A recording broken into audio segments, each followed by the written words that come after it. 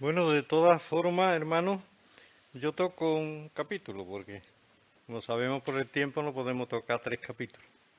Así que terminamos esta maravillosa carta de Pablo, 2 Corintios, y yo he querido centrarme en el capítulo 11, ¿verdad? Capítulo 11 de estos 3 capítulos. Por supuesto que los otros, el 12 y el 13, también tienen bastante enseñanza, pero he querido escoger este. Bueno, en este capítulo, Pablo, entre otras cosas, lo que hace es defender su ministerio, porque estaba siendo atacado, como vemos, y por un lado defiende su ministerio, y por otro lado, pues denuncia también aquellos falsos apóstoles o falsos maestros que estaban introduciendo doctrinas, por lo que se ve, erróneas en la Iglesia, ¿verdad? Así que en los primeros versos, pues, o sea, en los 4 primeros versos, pues él lo que está diciendo es que, bueno, que había celado a la Iglesia y la había desposado con un solo Señor para presentaros, dice, una Virgen pura a Cristo, ¿verdad? Porque se ve que había ya en el siglo I ya habían aparecido falsos apóstoles, falsos profetas y falsas doctrinas. Como vemos aquí en el versículo 4, por ejemplo, dice: porque si viene alguno predicando otro Jesús que el que os hemos predicado, o si recibís otro espíritu que el que habéis recibido, u otro evangelio que el que habéis aceptado, bien lo toleráis. O sea, que el problema no estribaba solo en que hubiese ya falsos apóstoles, sino que parece ser que allí en la iglesia de Corintios estaban ya aceptando, ¿verdad?, esa doctrina falsa. Y bueno, y Pablo denuncia esto, y entonces pues tenemos que tener en cuenta que en estos últimos tiempos, por causa, ¿verdad?, también de los medios de comunicación que tenemos y de la movilidad que hay de un país a otro, pues también ya el Señor lo predice, que en los últimos tiempos vendrían muchos falsos maestros y muchas falsas doctrinas. Entonces Pablo advierte de esto, de que es muy importante que sepamos que van a venir falsas doctrinas y falsos maestros. Vivimos en una sociedad, ¿verdad?, que tolera mucho y permisiva con las cosas falsas. La misma palabra lo dice, ¿verdad?, que en los últimos tiempos, sobre todo, aunque eso ha existido siempre, a lo bueno se le llamaría malo y a lo malo se le llamaría bueno. En cambio, observamos que muchas personas no toleran o critican o no quieren saber nada de la verdad, de la palabra de Dios, ¿verdad? Entonces, desgraciadamente, eso es así. Así que vemos ya en este primer siglo esta doctrina falsa. Así que cuando Pablo le está diciendo: os he desposado con un Señor y como para presentaros como una virgen pura, la palabra de Dios, tanto en el Antiguo como en el Nuevo Testamento, llama a adulterio espiritual cuando su pueblo pues adora a otros dioses o asimila otras doctrinas falsas, ¿verdad? Eso lo llama como adulterio espiritual, algo que el Señor, ¿verdad?, verdaderamente aborrece. Así que eso tenemos que tener en cuenta. Después el apóstol continúa y está diciendo, pues, aunque sea tosco en mis palabras, en el aspecto de que su denuncia era fuerte, dice: no lo soy en el conocimiento.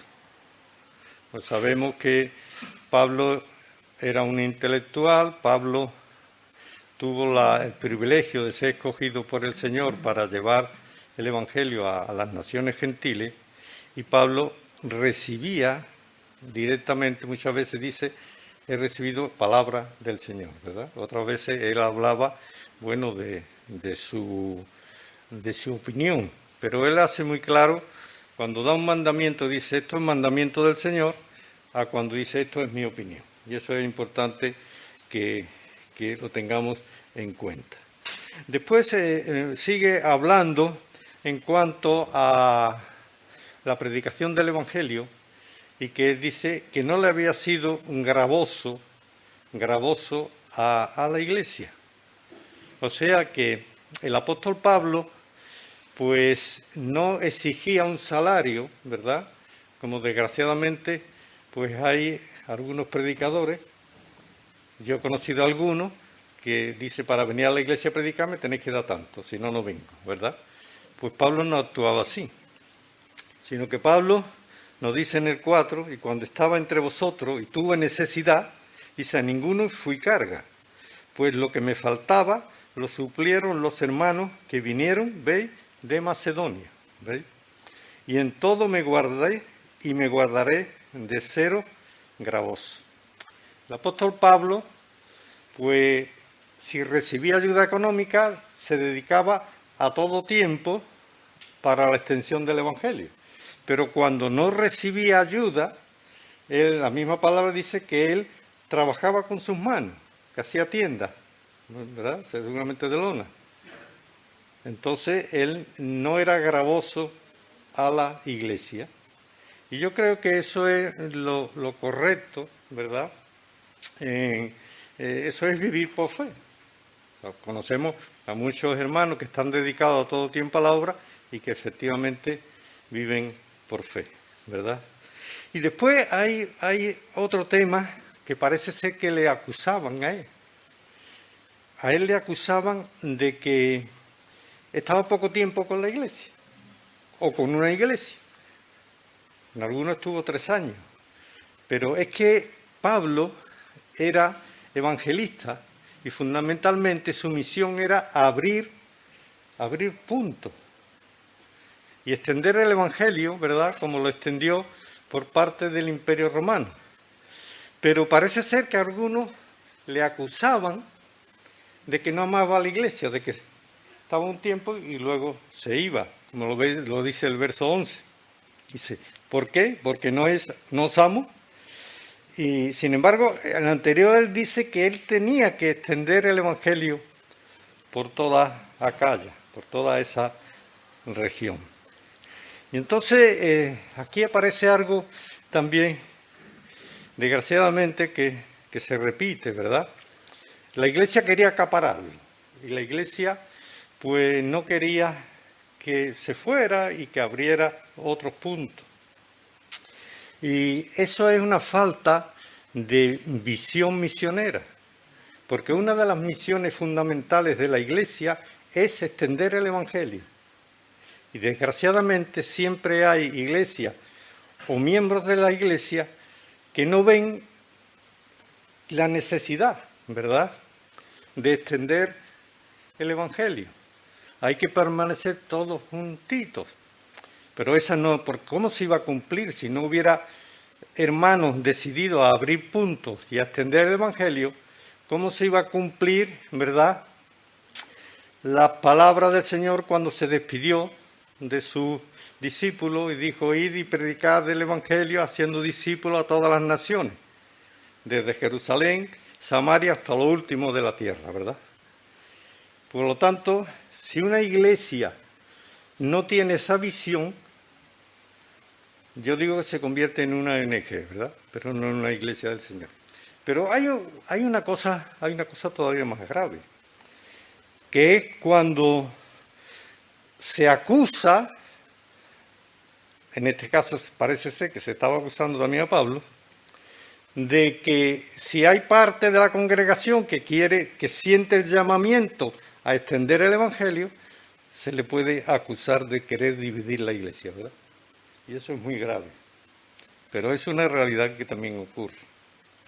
Después parece ser que estos falsos maestros, pues lo que querían era que tenían envidia de prestigio, de la gloria por la extensión del Evangelio, ¿verdad? Por eso él dice, estos son falsos apóstoles o obreros fraudulentos que se disfrazan como apóstoles.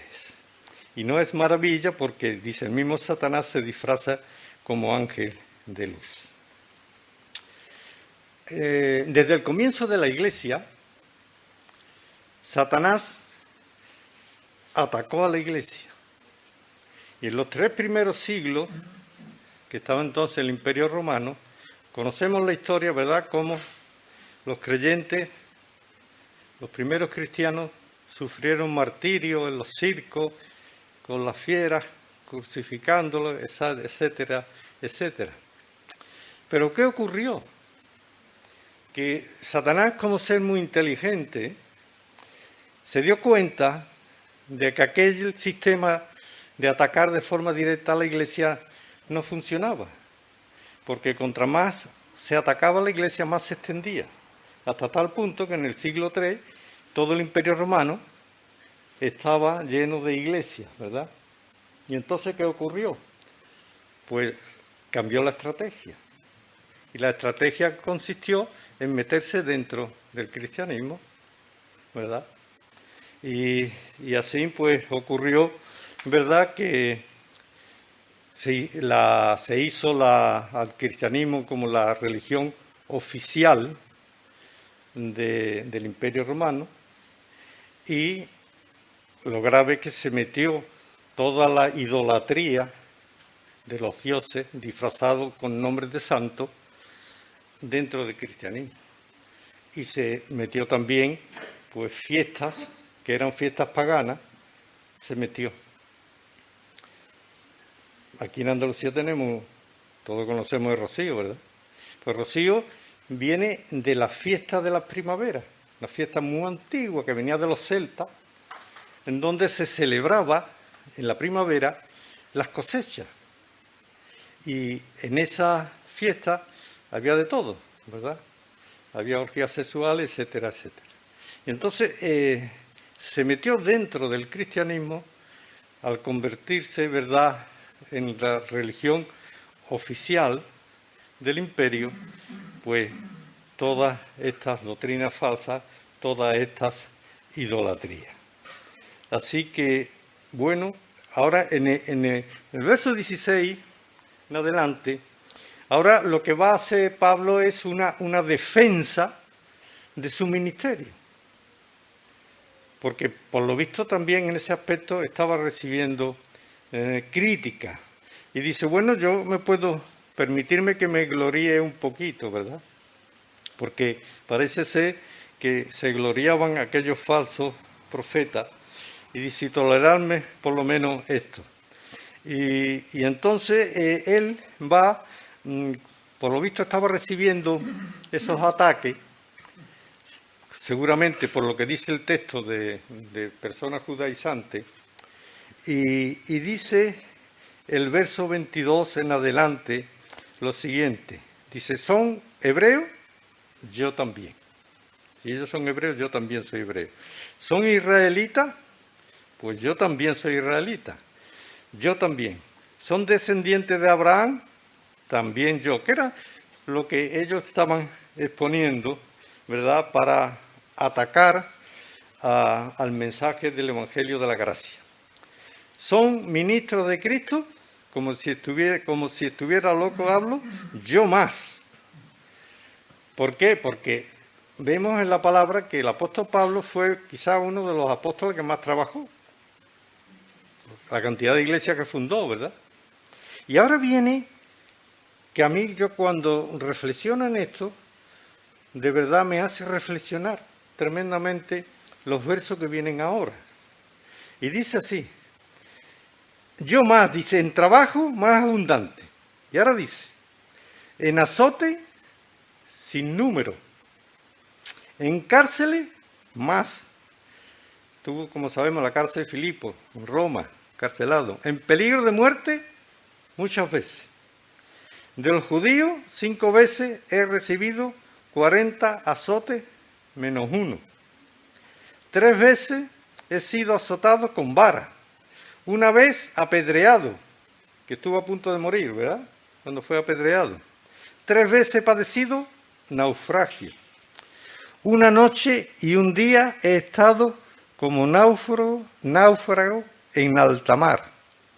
En camino muchas veces, en peligro de río, peligro de ladrones, peligro de mi nación, peligro de los gentiles, peligro en la ciudad, peligros en el desierto, peligros en el mar, peligro, esto también es grave, ¿verdad?, entre falsos hermanos, en trabajo y fatiga, en muchos desvelos, en hambre y sed, en muchos ayunos, en frío y en desnudez.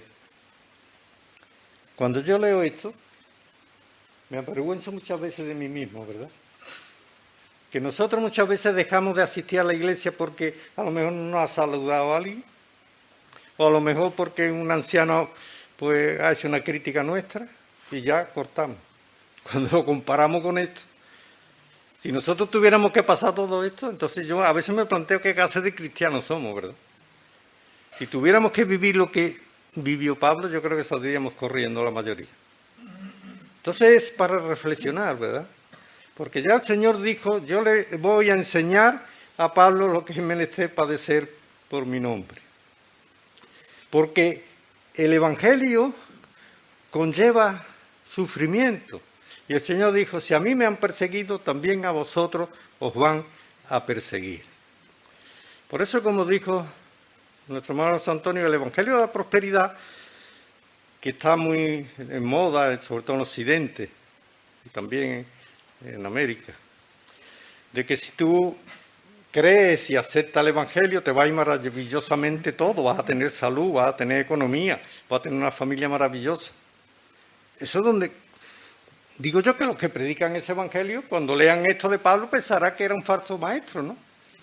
O que era un falso apóstol, porque es todo lo contrario de lo que se predica en ese Evangelio. Cuando ve Pablo los azotes, las cárceles, el naufragio, madre mía, este no estaba protegido por Dios. En fin, bueno, pero es que hay más cosas, no solamente los problemas físicos o psicológicos. Dice además en el verso 28, y además de otras cosas, lo que sobre mí se agolpa cada día, la preocupación por todas las iglesias. Él tenía una carga por las iglesias que iban fundando, porque eran iglesias inmaduras, que necesitaban un crecimiento, y él muchas veces en las epístolas dice que oraba y lloraba con lágrimas abundantes por las iglesias, porque ahí había otra carga, no solamente en los peligros, ¿verdad?, y en las persecuciones, y en las cárceles y en los azotes, sino que ahí también. Y después el verso 29 nos va a hablar de una preocupación no ya por la iglesia sola, en su conjunto, sino una preocupación personal por cada miembro. Ahí vemos también otra obra del pastoreo de Pablo. Quien enferma y yo no enfermo, dice. Quien enferma y yo, hace esa pregunta. A quien se le hace tropezar y yo no me indigno. O sea que no era suficiente, sino que había también ese sufrimiento, esa carga tremenda en sus hombros por cada miembro de aquellas iglesias que él iba fundando.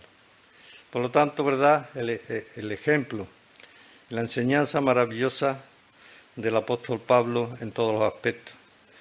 Después dice, si es necesario gloriarme, me gloriaré en lo que es mi debilidad. Todos sabemos que Pablo decía que tenía un aguijón en la carne. Dice, 3 veces le he pedido al Señor que me quite este aguijón, pero me ha dicho que su poder se fortalece en mi debilidad. hay muchos comentaristas que opinan que el aguijón de Pablo en la carne era la vista, tenía problemas la vista, porque en la epístola a los Gálatas dice: mirad con cuán letras grandes os escribo de mi propia mano. O sea que por lo visto tenía un problema de visión.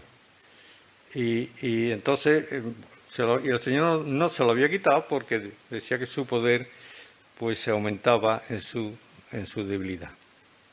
Y ya finalmente, en los 3 últimos versos, dice: el Dios y Padre de nuestro Señor Jesucristo, quien es bendito por los siglos, sabe que no miento. Sabe que no miento. Y esto es importante, porque el Señor conoce nuestros corazones, nuestros sentimientos y las motivaciones que hay dentro. Y no debemos de preocuparnos, hermanos, tanto por una crítica o porque alguien no nos salude, porque el Señor conoce la realidad nuestra. Sí debemos de preocuparnos, ¿verdad? Cuando nuestra vida no es correcta delante de Dios, cuando hay engaño, mentira, etcétera, etcétera. Eso es lo que tenemos que procurarlo, porque el Señor, ¿verdad? A veces podemos engañarnos, incluso a nosotros mismos nos engañamos, pero al Señor no podemos engañarlo. Y finalmente dice que, bueno, en Damasco, dice, el gobernador de la provincia del rey Areta guardaba la ciudad de los damasenos para prenderme, y fui descolgado del muro en un canasto por una ventana y escapé de sus manos. Y otra de las enseñanzas, ¿verdad?, que tiene este capítulo 11, es que la protección de Dios para que Pablo pudiera realizar su ministerio, ¿verdad? A pesar de esas dificultades tan tremendas, de ser apedreado, de ser encarcelado, etcétera, etcétera, vemos cómo el Señor le protege y permite que lleve a cabo su ministerio.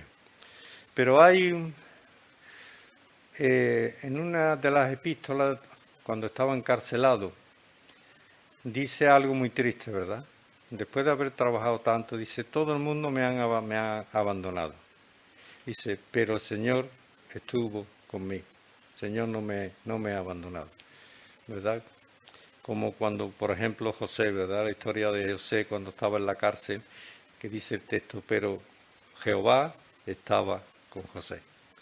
Así que bueno, haciendo un resumen de esta enseñanza, una de las principales es que tengamos consciente de que el Evangelio es sufrimiento, de que si al Señor lo persiguieron, también nos van a perseguir a nosotros.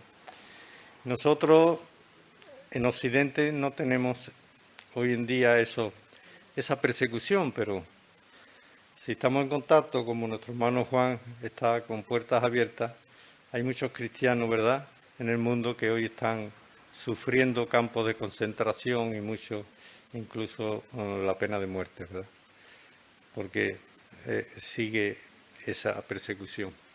Otra enseñanza es que debemos de pedir al Señor en estos tiempos doctrinales tan difíciles que el Señor levante hermanos que sean capaces de denunciar a los falsos maestros y a las falsas doctrinas, ¿verdad? Eso es necesario, porque está pululando por ahí, ¿verdad? Y mucho cuidado cuando entramos en Internet, porque ahí hay toda clase de doctrina, ¿verdad? Porque claro, es necesario que conozcamos la palabra de Dios. Mira, hermano, yo hice una vez, hace ya unos años, una prueba. Prediqué un tema y lo puse claramente, y a los 15 o 20 días, creo que al otro mes, cuando me tocaba predicar otra vez, prediqué el mismo tema, pero diciendo lo contrario. Y en el primero me dijeron todos: ¡uy, qué bien! Y en el segundo: ¡uy, qué bien! ¿Eso cómo es? ¿Eso cómo es? Bueno, podría hacer la prueba. ¿Por qué? Falta de conocimiento y de madurez en la palabra de Dios. Diciendo una cosa y diciendo lo contrario, pues todo viene maravilloso. Así que otra de las enseñanzas es la de los hermanos de Berea, ¿verdad? Que cuando se le predicaba iban a la palabra a comprobar si aquello era así. Y eso es lo que tenemos que hacer. Así que bueno, hasta aquí la palabra del Señor y eso. Y tener en cuenta y analicemos todas esas doctrinas para que no podamos caer en adulterio espiritual que el Señor aborrece. A Él sea la gloria.